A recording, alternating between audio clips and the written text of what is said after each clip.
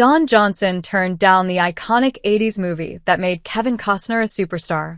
In 1986, Miami Vice star Don Johnson made one of the more baffling choices in movie history, turning down the lead in Brian De Palma's The Untouchables. An easy paycheck in a now-classic gangster classic? What's to mull over? Johnson didn't see it that way.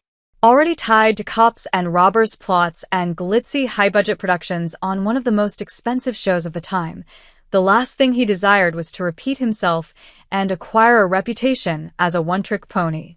Quickly building a fan base, Miami Vice established Johnson as one of the most coveted names in show business during the show's stint on air, running from fall 1984 to spring 1989 on NBC. Exhausted of being associated with a cop shtick, Johnson happily passed on his chance to match wits against Al Capone. In a recent interview, he explained exactly why he turned down the gig that made Kevin Costner a superstar. The Untouchables paved the way for Costner to launch his own movie career, which would eventually blossom into directing, producing, and writing. As the idiom goes, the clothes make the man. The transformation from struggling actor to overnight sensation. Don Johnson suddenly rose to fame out of nowhere in 1984. The unknown indie actor, whose most prominent performance was in a low-budget sci-fi flick in 1975, A Boy and His Dog, blew up in a matter of weeks upon the release of the MTV-influenced hit drama. Johnson's celebrity status reached critical mass, the actor now inseparable from his on-screen persona as Vice Detective Sonny Crockett, an undercover cop driving sports cars and decked out in the latest Italian styles before anyone cared about Italian designers. However, as he told Graham Norton, his decade-defining apparel on Miami Vice was a fluke. Desperately attempting to stave off heatstroke, filming on location in the tropical humidity of southern Florida, he threw away his socks and ties. His style was emulated by men, while female admirers viewed him as a sex symbol, and Italian pop stars composed love ballads in his honor. Oddly, it didn't go to his head. The adulation greatly irritated him. Style pioneer or fashion victim?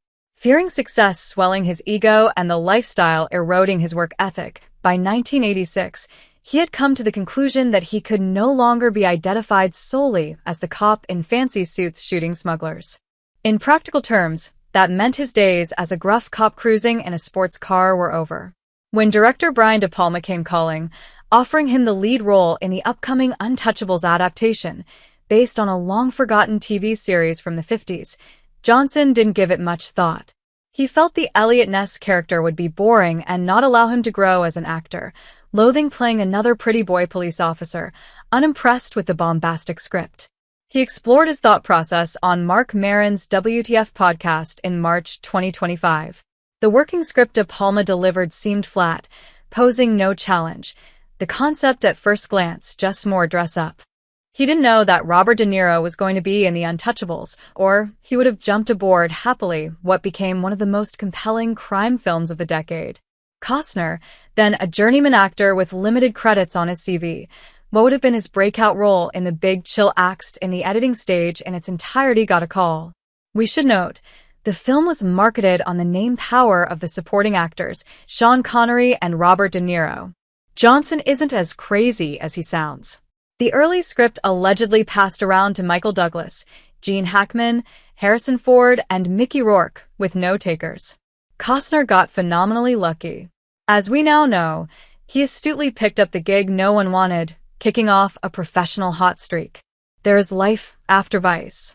After passing, the TV star made a small, admittedly forgettable romantic comedy about a suburbanite having a midlife crisis instead, to make a statement.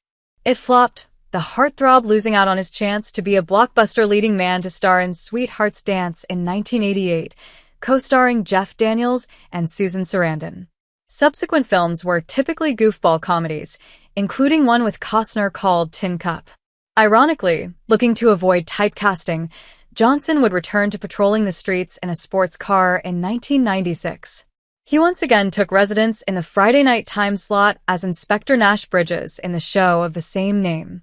Later, he landed roles in Django Unchained and Knives Out, carving out a career as a character actor on TV and on the big screen. Did he regret the career-altering decision? Based on his interviews, not one bit. He was too busy at the time, branching out into a music career, powerboat racing, and weekend target practice with Hunter Thompson. Currently, he co-stars in ABC's Dr. Odyssey, streaming on Hulu.